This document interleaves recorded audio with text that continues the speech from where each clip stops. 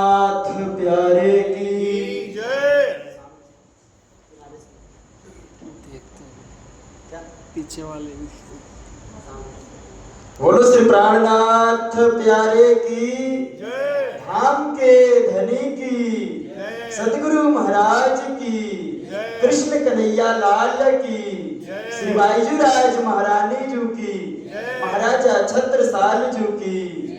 बाबा दयाराम जी महाराज की जय। परमहंस जवाहरदास जी महाराज की जय। समस्त सुंदर साथ की जय। आनंद कंदम धनिदेव चंद्रम ब्रजेश रूपेण पुरापि जातम प्रवेश प्राप्तं प्रिय प्राणनाथं परेश पूर्णं सततं नमामि ब्रह्म प्रियाय जागरणाय जात सर्वस्व पाता निज धर्म दाता दीनेक बंदो शरणं प्रपद्ये दीनेक बंदो शरणं प्रपद्ये वंदो सद्गुरु के चरण भव जल तारन पार कुमति विनाशन सुख करन गर्व प्रहारन हार करुणा सागर अमित गुणा चरण कमल के माही सुखकारी शीतल सदा सद्गुरु पद की छाई ब्रह्मानंद परात पर सो सद्गुरु निज रूप परम्पार सुख देते हैं सुंदर रूप अनूप सुंदर रूप अनूप बोलो श्री प्राणनाथ प्यारे की सतगुरु महाराज की परमहंस श्री लालदास जी महाराज की समस्त सुंदर साथ की श्री महमद कहे साथ जी ए अपनी बुनियाद अब तुम्हें आगे कहो ताको करो याद ताको करो याद प्रकरण 6 चौपाई 341 साल 990 मास 9 प्रणाम जी साल 990 मास 9 हुए जब महानतम बुद्धि के सागर हरि सद्गुरु महामती श्री प्राणनाथ जी अपने परम शिष्य महामती श्री लालदास जी महाराज के हृदय धाम में विराजमान होकर के ये जो वर्णन कर रहे सुंदर साथ जी वृत्तांत अभी तक देखिए जब महामती प्राणनाथ जी आए तो उन्होंने संसार में ऐसा धर्म ग्रंथ लाए ऐसा सागर लाए जिसका नाम रखने के लिए दुनिया सोच भी नहीं सकती है। पहला नाम क्या रखा गया? तारतम वाणी। तार यानी प्रकाश, तम यानी अंधकार, जो हमें अंधकार से निकाल करके उस पर ब्रह्म परमात्मा प्रकाश में लगा दे, ऐसी तारतम वाणी है जिसका नाम ही है तारतम, जो अंधकार से निकाल करके प्रकाश की तरफ को ले जाए। और दूसरा बीतक। आज तक के संसार में ऐसा नाम कहीं सुनने को नहीं मिलता, किसी भी धर्म ग्रंथ का नाम बीतक है ही नहीं। तो ऐसे महामती प्राणनाथ जी जब आए तो इनके जो धर्म ग्रंथ भी पढ़े ना, दो, एक तारतम बाणी और दूसरा वितक। तो हम सभी उस वितक कथा का श्रवण कर रहे हैं। आज 5वें दिन की वेला में हम सभी विराजमान है, बैठे हैं कथा श्रवण करने के लिए। सुंदरदास जी हम पिछले के प्रसंगों में सुने, सतगुरु धनी देवचंद्र जी महाराज जी उमरकोट से कच्छ देश आए।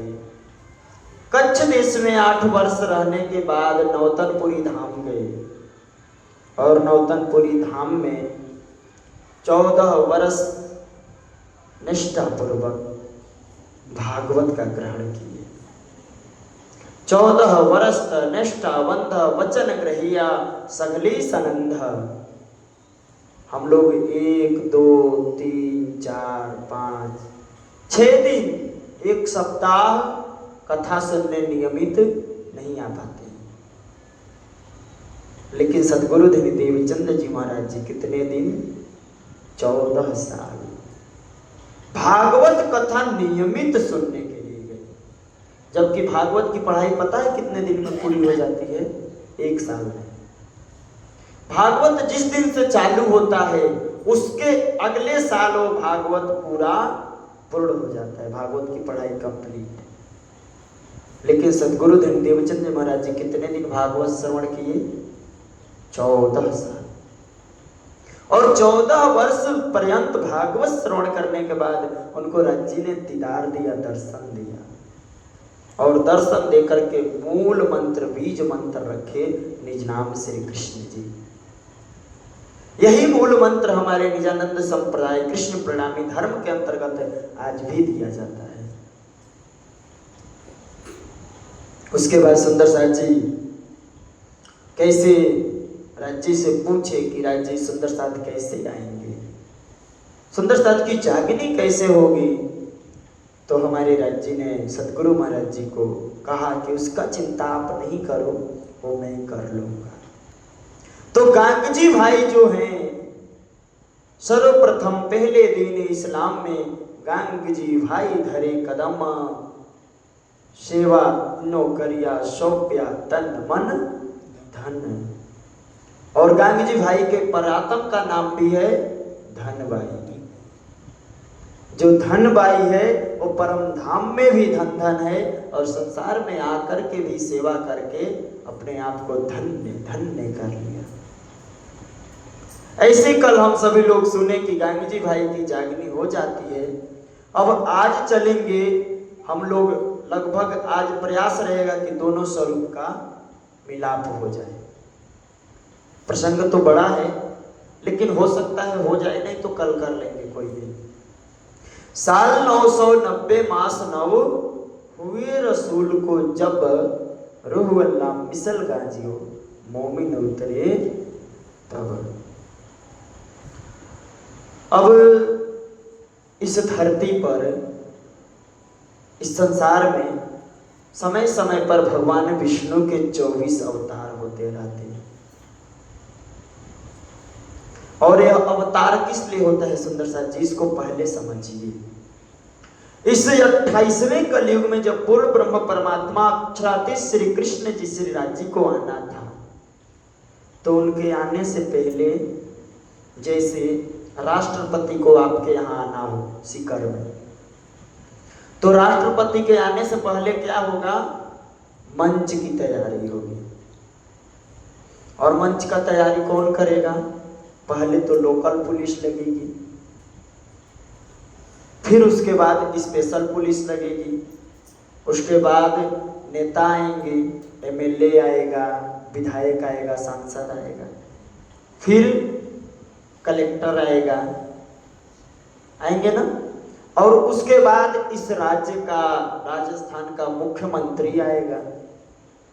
मुख्यमंत्री आएगा, वह देखेगा सब व्यवस्था सही है कि नहीं, सुनिश्चित करेगा। उसके बाद कौन आएगा? राष्ट्रपति।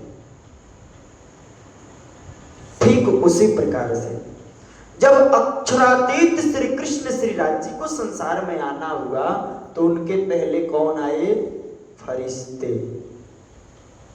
फरिश्ते बोलिए या देवी और देवता।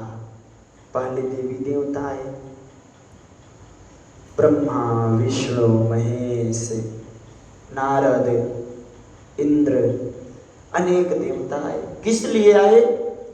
कि जिस स्थान पर परब्रह्म परमात्मा को आना है उनके लिए स्टेज तैयार किया जाए, यानी सभी लोग भक्ति करें, किसी न किसी धर्म से, देवी से, देवता से जुड़े रहें। तो ऐसे आ गए, हिंदुओं में आ गए। भारतवर्ष तो सुधर गया, भारतवर्ष पवित्र भूमि हो गया, देव भूमि हो गया। लेकिन जब वह परमात्मा आएगा तो सबके लिए आएगा। तो उस परमात्मा ने हुक्म किया जेरूशलम में, जेरूशलम जो आज के समय में गाजा में पड़ता है, जिसको इजराइल ने लड़ाई करके गाजा को पूरा ध्वस्त कर दिया, वहीं पर है जेरूशलम, यरूशलेम या जेरूशलम। तो जेरूशलम में कौन आए? ईसा। ईसा जेरूशलम में आए और उन्होंने कुरान के ज्ञान, वहाँ इंजील बाइबिल के ज्ञान को प्रकाशित किया। अब बाइबिल में दो बाइबिल है, एक न्यू टेस्टामेंट और एक ओल्ड टेस्टामेंट। ओल्ड टेस्टामेंट जो है उसको लेकर के मूसा पैगंबर आए और मूसा पैगंबर अपने धर्म से यहूदियों में अपने धर्म का प्रचार किया। किसके द्वारा? तौरेत के द्वारा। तौरेत किताब आई, उसको ओल्ड टेस्टामेंट बोलते हैं। और जो अंजीर आई इसको न्यू टेस्टामेंट बोलते हैं। यह कौन लेकर आया? ईसा लेकर के आए। तो ऐसे जब ईसा जेरूशलम में आए और मूसा कहां पे आए? आज का समय लगभग मूसा का जो है मिस्र है, मिस्र में आए। या फिर थोड़ा बहुत मैं डिस्टर्ब भी हो सकता हूं, तो बाद में आप लोग को कंफर्म कर दूंगा कि वह मिस्र ही या दूसरा कोई जगह है। और दाऊद भी ऐसे आए, ऐसे ये पैगंबर आ गए। और सबसे पहले इनके में, इस्लाम में पैगंबर जो आए उनका नाम क्या था? सबसे पहला पैगंबर जो आए उनको कहा गया है आदम हव्वा। आदम पैगंबर आए, उनके द्वारा ही इस्लाम चला। और एक परब्रह्म परमात्मा के, एक खुदा की इबादत कराने के लिए इब्राहिम पैगंबर आए, जिन्होंने सबको एक खुदा की, एक परमात्मा की पहचान कराई। तो इनके बाद एक और अवतार हुआ जिसको मोहम्मद साहब बोलते हैं। वो कहां पर आए? अरब में, वरारब में आए। और वहां पर राज्य ने उनको भेजा। राज्य कहां से भेजे? परम धाम से। मोहम्मद साहब के अंदर श्यामा जी की सुरता दे करके भेज दिए कि हे श्यामा जी जाओ और हमारे आने के आप समय को सुनिश्चित करो। अरब में जो लोग ऐसे हैं व्यभिचार करने वाले, जिनको माता पिता भाई बहन बंधु किसी की पहचान नहीं है, राक्षस प्रवृत्ति से जीते हैं, उनको एक ब्रह्म की, एक परमात्मा की पहचान कराओ। श्यामा जी आई बरारम में, वहां आकर के 63 वर्ष रहे। 40 वर्ष में उनको खुदा ताला ने दीदार दिया और खुदा ताला ने कहा कि आप 90 हरफ बातें हुई, 90,000 हरफ, जिन्होंने कहा 30,000 जाहिर करना दुनिया में शरीयत को, शरीयत यानी कर्म कांड को। सुंदर सा कर्म कांड को मोहम्मद साहब आए तो इस संसार में जाहिर किए 30,000। उसमें से क्या? 5 भांति की नमाज, 5 भांति की नमाज होती है और 52 विनय कहे गए, लेकिन 5 नियम उनमें से मुख्य कहे गए हैं। कौन कौन से? जकात करना, रोजा रखना, हज करना, जकात, रोजा, हज, नमाज 4, और एक होता है इबादत का, ऐसे है। इनमें 4 प्रकार, 5 उन्होंने नियम बताए। तो इन 5 नियमों का जो पालन करेगा वही क्या है? मुसलमान है। ऐसे मोहम्मद साहब बता करके चले गए और उनके जाने के बाद वो समय लिख करके गए कि मैं कल के दिन फरदा रोज के दिन आऊंगा। तो वो कल का दिन कब होता है? खुदा का दिन एक कहया दुनी के साल 1000। जब दुनिया के 1000 साल बीत जाते हैं तो खुदा का एक दिन होता है। ऐसे मोहम्मद साहब कल के दिन आए, यानी 1000 यानी 990 मास, 900 साल व्यतीत हो गए, 90 महीने बीत गए उसके ऊपर, तब जाकर के मोहम्मद साहब इस संसार में उनका ज्ञान आया। कौन लेकर के आया? रूह अल्लाह मिसल गाजियो मोमिन उतरे तब। मोमिन कहते हैं जिसका दिल मोम के समान हो। आज के जो मुसलमान है ना, उनका दिल मोम नहीं है, पत्थर है, कभी पिघलने वाले नहीं है। पत्थर को कितना हो करते रहो, रगड़ते रहो, घिसते रहो, कभी भी पिघलने वाले नहीं है। तो मोमिन का दिल किसका है? जो ब्रह्म आत्माएं हैं, ब्रह्म सृष्टि हैं, उनके ही दिल को मोम कहा गया है। मोम का विशेष गुण क्या होता है? जब वह अग्नि के पास जाता है ना, तो अग्नि से उसका संपर्क होते ही वह पिघल जाता है। तो अग्नि क्या है? यह ब्रह्म ज्ञान रूपी अग्नि है। इस अग्नि के पास जो भी ब्रह्मात्माएं आती है, ब्रह्म सृष्टि आती है, इस अग्नि का स्पर्श होते ही उनका दिल निर्मल हो जाता है और वह एक पर ब्रह्म परमात्मा की पहचान कर लेती है। बोलो कृष्ण कन्हैया लाल की। इस प्रकार से जब विक्रम संवत 1638 का समय आसो सुदी 14 से सदगुरु धन्यदेव चंद्र जी महाराज जी का प्रकटन हुआ, ऐसे समय में प्रकटे। और मारवाड़ देश में, नारियल ले लीजिए, एक अभी आएगा प्रसंग श्री जी का प्रकटन का। तो मारवाड़ देश में उमरकोट गांव है, मत्तू मेहता जी इनके पिता हैं, कुंवरबाई माता जी हैं, देवचंद्र जी महाराज जी का प्रकटन हुआ। एक प्रसंग आप पहले से सुनाए हैं, लेकिन कहीं भूल ना जाए इसलिए लालदास जी फिर से रिपीट कर दिया। वहां से कच्छ देश आए, बीच में मोहम्मद साहब दीदार दिए थे, सिपाही के भेष में राज्य दिए थे दीदार। मजल पर उनको पहुंचाए। कच्छ देश में आकर के सदगुरु महाराज जी खोज किए 8 वर्ष खोज करने के बाद हरिवंश जी हरिदास जी के रहे, फिर नौतनपुरी धाम में आए और नौतनपुरी धाम में आकर के 14 बरस लो निष्ठावंत बचन ग्रहे सब सार, 40 बरस की उम्र में हक दिया दीदार, 40 बरस की उम्र में। 14 वर्ष तक नियम पूर्वक भागवत श्रवण करने के बाद 40 वर्ष की उम्र में राज्य ने इनको दर्शन दिया। सुनत भागवत देव रे तहाँ का तारतम,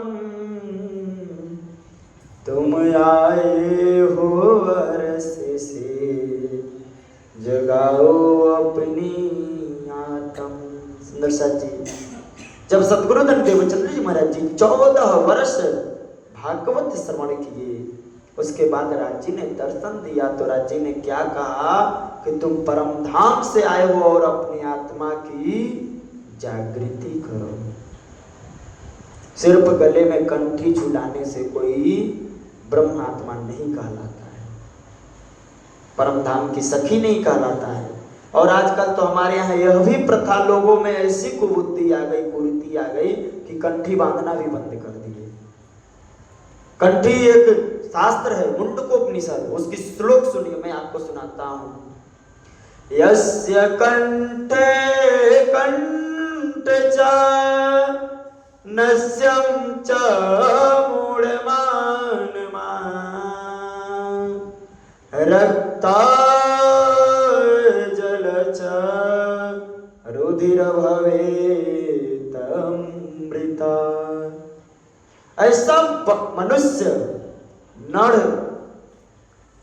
जानवर पशु तुल्य है। कैसा? जिसके गले में तुलसी का माला नहीं है। बड़े ध्यान से आप लोग सुनिए। ऐसा व्यक्ति मूढ़ पशु के तुल्य है जिसके गले में कंठी नहीं है। ये मुंडकोपनिषद कहता है। और आगे क्या कहा गया है कि यदि उसके हाथ से छुआ हुआ भोजन किया जाए तो वह विष्ठा हो जाता है, और पिया हुआ उसके हाथ से जल छू देना तो वो मूत्र के समान होता है, और अमृत को भी वह छू दे अपने हाथों से तो रक्त बन जाता है।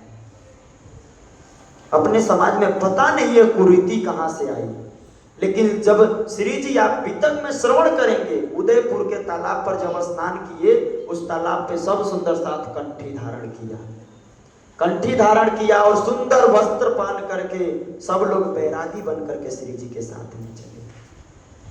तो आप लोगों को चाहिए इन कुरीतियों से बचे जो हमारे हादी ने, हमारे सदगुरु ने हमसे कहा, जो परमहंसों ने किया हमें उसको करना चाहिए। आप देखिए कौन सा ऐसा परमहंस है जिसने कंठी नहीं चलाया।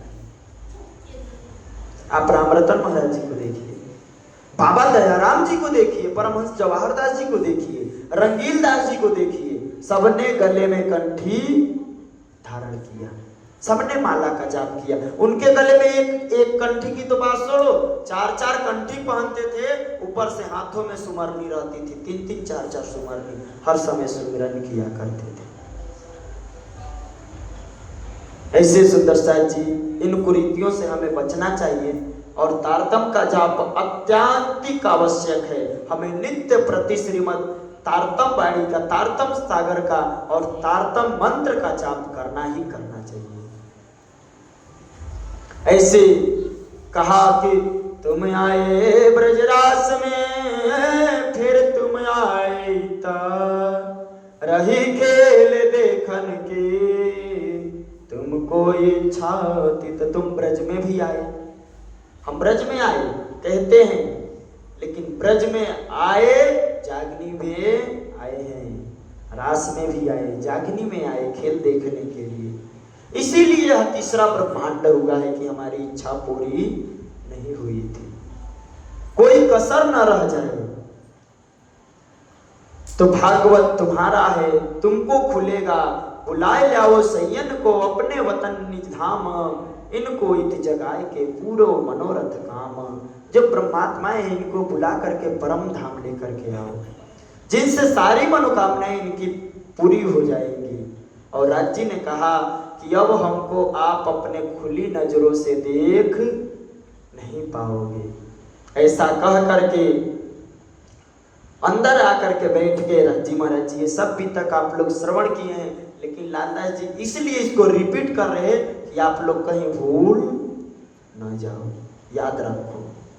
वाणी में जैसे हर 5 प्रकरण के बाद मैं आपको उसमें से गूढ़ भेद बता रहा हूं, हर 5 प्रकरण के बाद आपको याद दिला दिया जाता है कि आप परम धाम से आए हो, ये बात भूल मत जाना।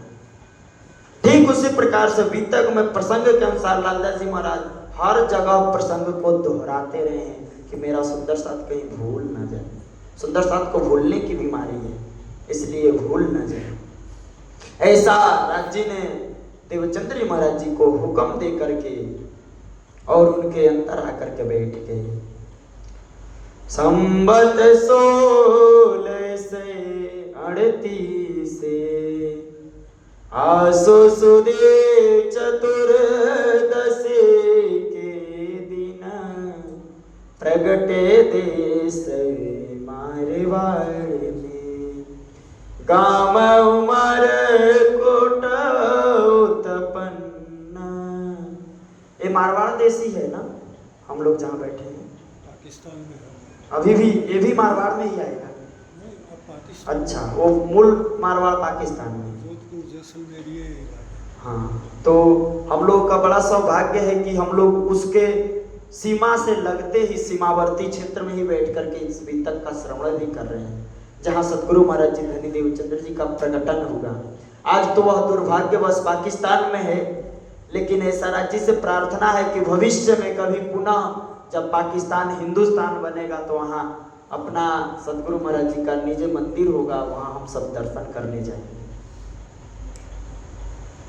ऐसा 1638 में आसो सुदी चतुर्दशी के दिन में सतगुरु महाराज जी प्रकट हो गए और विक्रम संवत, सुंदर सा जी प्रकरण जो है संक्षिप्त में सब बात बता दी गई है इसमें कि 1712 में उजाला के महीना में हमारे धनी चतुर्दशी के दिन हमसे अंतर ध्यान हो गए। वर्ष 74 में न्यून भया 1 मास, तब चौप चले श्री महाराज को उत्तम खासम खास। अब विक्रम संवत 1712 में 73 वर्ष 11 महीने के सतगुरु धनी देवचंद्र जी महाराज जी हुए। उस टाइम महाराज ठाकुर को अपनी सारी जागनी सौंप करके अंतर ध्यान हो गए। लिए है ना।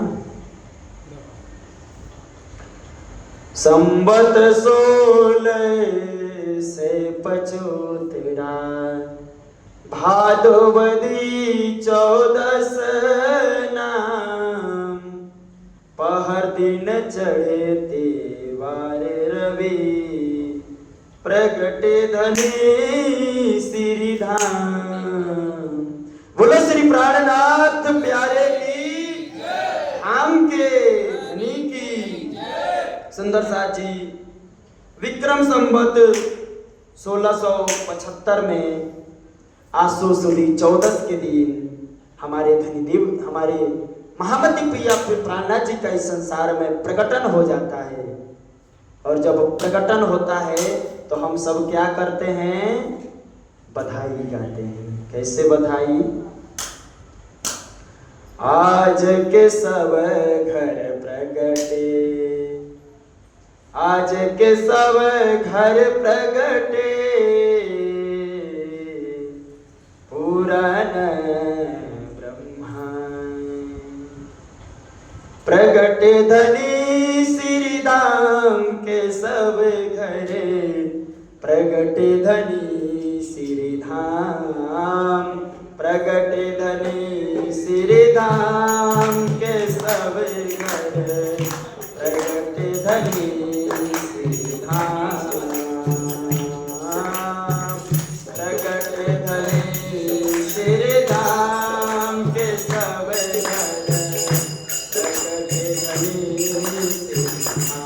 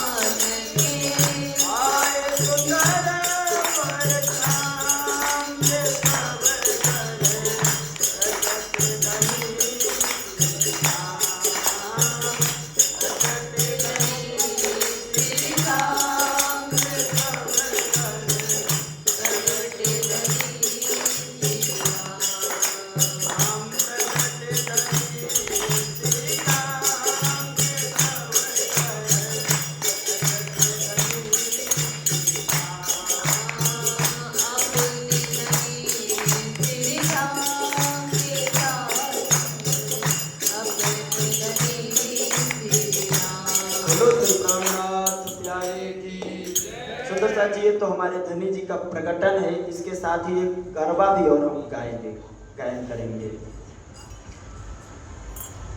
पुरुषोत्तम प्रगट्या रे पश्चिम देश मां, पुरुषोत्तम प्रगट्या रे पश्चिम देश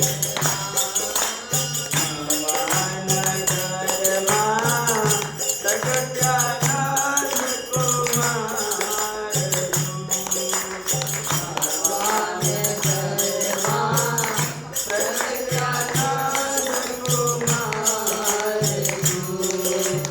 पुरुषोत्तम प्रगट्या रे पश्चिम देश मां, पुरुषोत्तम प्रगट्या रे पश्चिम देश मां, करुणा को दीजिए ये सब करुणा तो दीजिए ये सब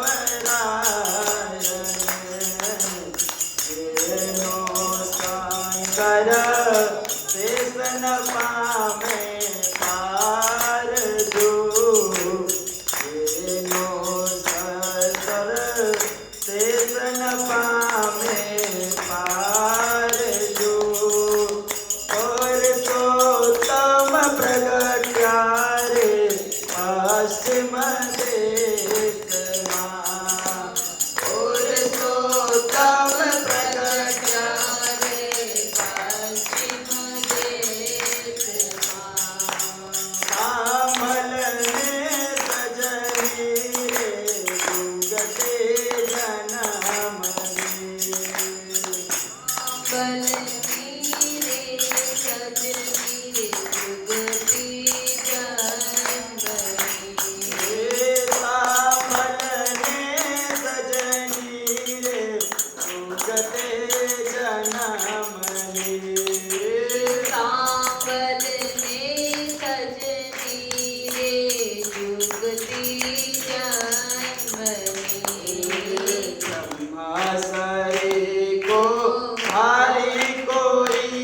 अवतार जो, ब्रह्मसरी को बारी कोई अवतार जो, ओ देवमली ने वृष्टि की फूलने, देवमली ने वृष्टि की फूलन,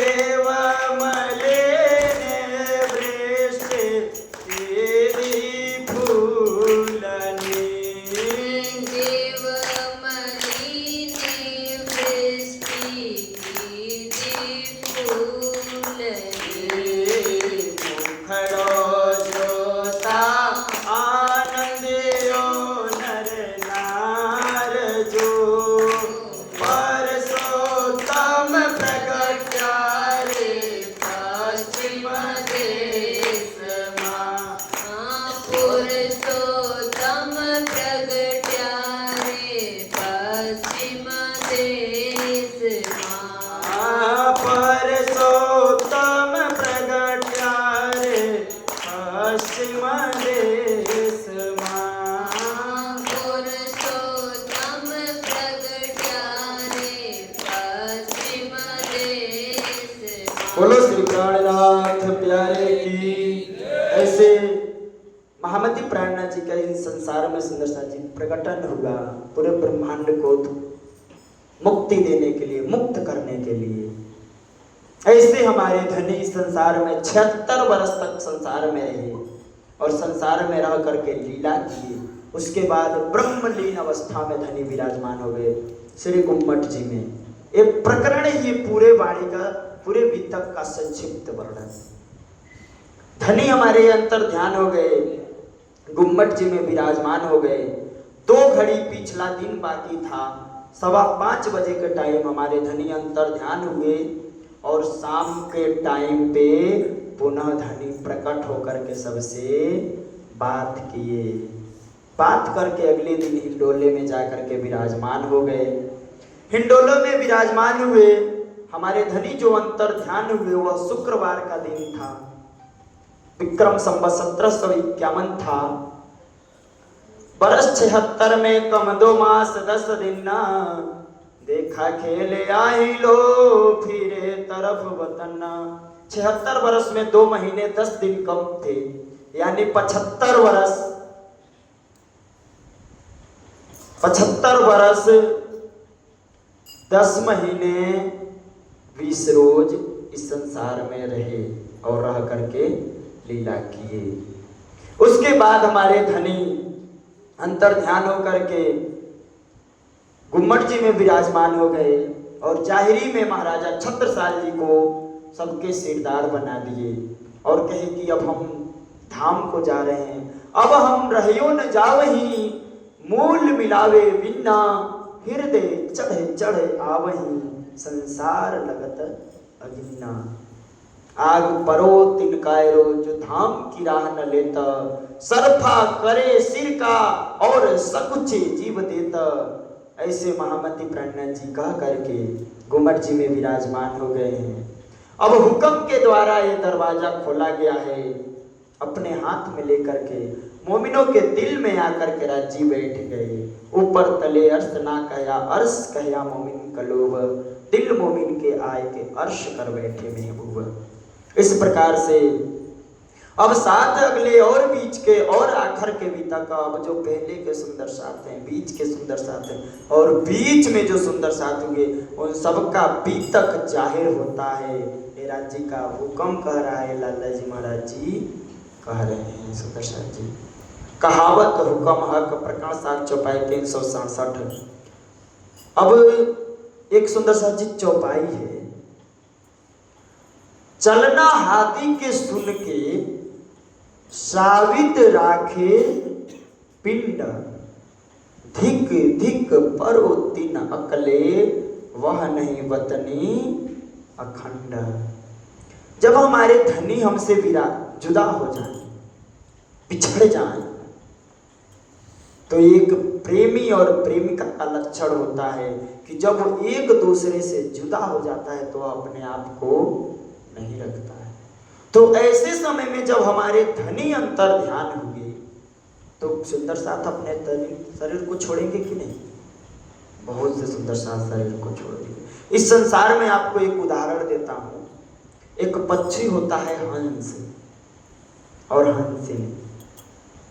जब हंस या हंसिनी में से कोई एक मर जाता है, बिछड़ जाता है, तो दूसरा क्या करता है? वह आसमान में उड़ते हुए जाता है और हवा भरना छोड़ देता है पंख में, वहीं पर गिर करके अपने आप के शरीर के टुकड़े टुकड़े कर लेता है।